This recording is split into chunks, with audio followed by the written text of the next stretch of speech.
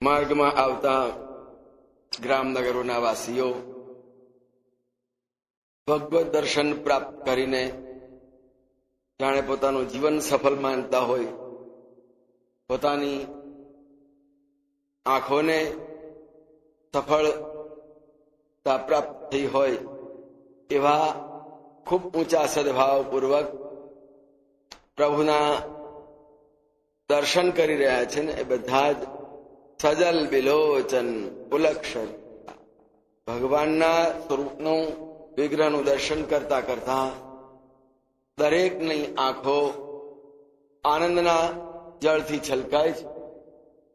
શરીર એમ ઈચ્છે કે બે આંખોથી ભગવાનના દર્શન જોવાના ઓછા પડે છે, તો શરીરના રોમ રોમ ઊંચા થઈ રોમ રોમ ખુલી જાય રોમ રોમ અને ભગવાનના દર્શન કરતા હોય એમ પુલક શરીરા આખું શરીર ફણસના ફળની માફક રોમાંચ થઈ ગયો હોય. ફણસ જોયું છે, એનું એક એક રોમ ઉપસેલું હોય એમ આખા શરીર ઉપર રોમાવલી છવાઈ જાય, ઉપસી આવે અને એમ પ્રભુના દર્શનનો આનંદ નેત્ર જલથી અને શરીરના પુલકાથી વ્યક્ત કરી રહ્યા છે.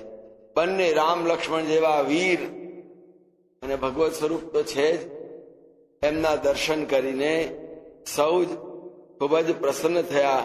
ભયે એની અંદર મગ્ન થઈ ગયા, લીન થઈ ગયા કે આવું સ્વરૂપ, આવા દર્શન ફરી ક્યાં મળવાના હતા. બસ હવે જો આ દર્શન હંમેશને માટે મળ્યા કરે તો એમાંથી બહાર નીકળવું જ નથી, બીજા કોઈને જોવાય નથી, બીજા કોઈને મળવું પણ નથી. બસ પ્રભુના આ દર્શન સતત થયા કરે એવા ભાવથી દરેક જણ પોતાની જાતને ધન્ય અનુભવી ભગવાન સીતારામજી લક્ષ્મણજીના દર્શન કરી રહ્યા. જેણે જેણે દર્શન કર્યા એને એમ થયું ઓહો હો, અમારા ગરીબ જેવાના આ જીવનમાં કેટલો મોટો નિધિ, મોટો ઝવેરાતનો ભંડાર પ્રાપ્ત થઈ ગયો. એક ચરુ નહીં, ચરુ મળી જાય તો પણ ખુશ થઈ જાય. 18,000 ને ભાવ છે. એક ચરુ મળી જાય તો પણ આનંદ થાય. પણ અહીંયા આગળ તો ભગવાનના જે દર્શન થયા એ સૌને એમ થયું ઓહો, આટલી બધી સંપત્તિ અને આ ઝવેરાત સુરમણી ઢેરી, પારસમણી, એની ઢગલીઓની ઢગલીઓ પ્રાપ્ત થઈ ગઈ, ઢગલા પ્રાપ્ત.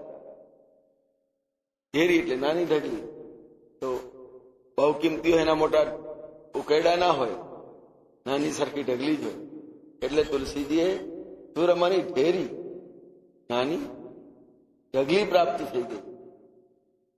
ઢગલો અને ઢગલી, કદાચ આજના આ નવી પેઢીના છોકરાને ઢગલો કોને કહેવાય ને ઢગલી કોને કહેવાય એ ખબર નહીં. ઢ શું ને ઠ શું એ જ ખબર ના પડતી હોય, એને ઢગલાની ક્યાંથી ખબર. તો સુરમણી ઢેરી, દેવોને જે પ્રાપ્ત થાય એવા મણીઓની ઢગલીઓ દરેકને પ્રાપ્ત થઈ ગઈ. અને તે પાછું ગરીબ માણસ, બિલકુલ ગરીબ માણસ હોય અને એક આવી નાની ઢગલી મળી જાય, ઓહો. બે યાત્રીઓ રણમાં થઈને જતા હતા, જઈ રહ્યા, અંધારામાં ચાલતા હતા, પણ એવા ક્ષેત્રમાંથી પસાર થઈ રહ્યા હતા કે ત્યાં આગળ જે બધા પડેલા રસ્તામાં પથ્થર હતા ને બધા કિંમતી હતા. તે અંધારે ચાલતા રણની અંદર એમને કોઈ આદેશ કર્યો, નીચે નમો, એક એક મુઠ્ઠી આ કાંકરા લઈને ચાલવા માંડો, એને ફેંકી ના દેશો. અહીંથી ગયા પછી પાછા આવવાનું નથી. પેલા આદેશ અનુસાર બંને જણે મુઠ્ઠીમાં એટલા કાંકરા લઈ ચાલ હવે ચાલ્યા જાઓ કે છે. ચાલતા ચાલતા સવાર થયું અને મુઠ્ઠીના પેલા કાંકરા જે ઓહ તો ઝવેરાત પેલા આદેશ કર્યો તે વખતે આ કપડાના છેડે પોટલું બાંધી દીધું હોત, બસ હવે અહીંયાથી પાછા વળવાનું નથી અને આથી વધારે લેવા જાઉં. એમ થાય કે આપણે કેવું ચૂક્યા, આટલા સરસ રત્નો આટલા સરસ પથરા, એની કિંમત અમૂલ્ય, પાછા જઈ શકાતું ન, વધારે લઈ શકાય એમ હતા, એટલે એટલો પસ્તાવો થયો. વાત એ જ આ ભવરણની અંદર જયારે ભગવાન રૂપી રત્નો મળી જાય અને ઢગલીઓ મળી જાય, જેને બધી જ મળી જાય. પેલા તો સમજતા નહોતા, એમને ખબર નથી અંધારામાં, પણ પ્રભુના દર્શનના પ્રકાશની અંદર જણાવ્યું આ તો ઢગલીઓની ઢગલીઓ છે, ભરી લેવા જેવી છે. લઈ જનું રંકન સુરમની ઢેરી, બિલકુલ ગરીબ ભિખારી હોય, રંક ગરીબમાં ગરીબ માણસને આવી ઢગલી મળી જાય,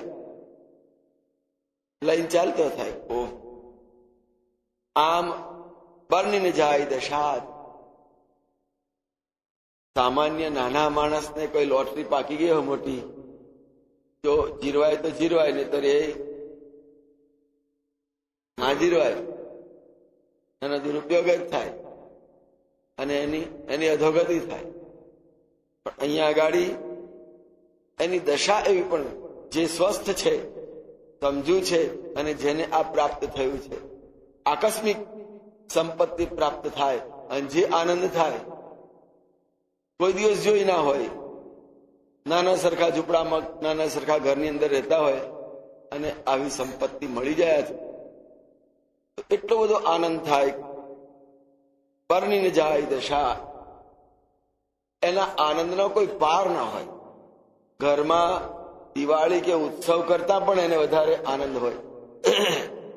અને રાંક કયો તો ભગવત દર્શન એ પણ જીવનની અંદર એક અમૂલ્ય ધન છે. એ ભગવત દર્શન એ પણ મોટા ઝવેરાત જેને પ્રાપ્ત કર્યું હોય ને એવું બાંધી લે કે બીજા કશાની જરૂરત નહીં. રંગ ભગવત ભક્ત ભક્તિનું જ એનું ભાતું હોય. નરસિંહ મહેતા મામેરું લઈને ગયા, શું લઈને? માળાઓ, કંઠીઓ, જાંજ, આ છે મારી પાસે. વેવાઈ જોશે તો શું કે છે, આ લઈને આવ્યા છો? પણ એ સાચું ધન લઈને નીકળ્યા તો ભગવાને આવીને જે કઈ એના વેવાઈને જોઈતું હતું એ લાઈન મૂકી દીધું.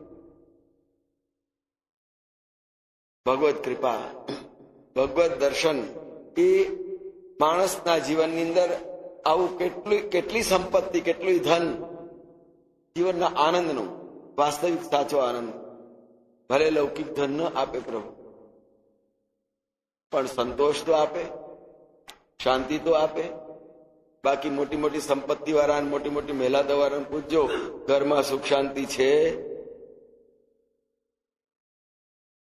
ત્રાસી ગયા. તો ભગવત દર્શનની ઉપલબ્ધિ એ જ મોટામાં મોટું ઝવેરાત.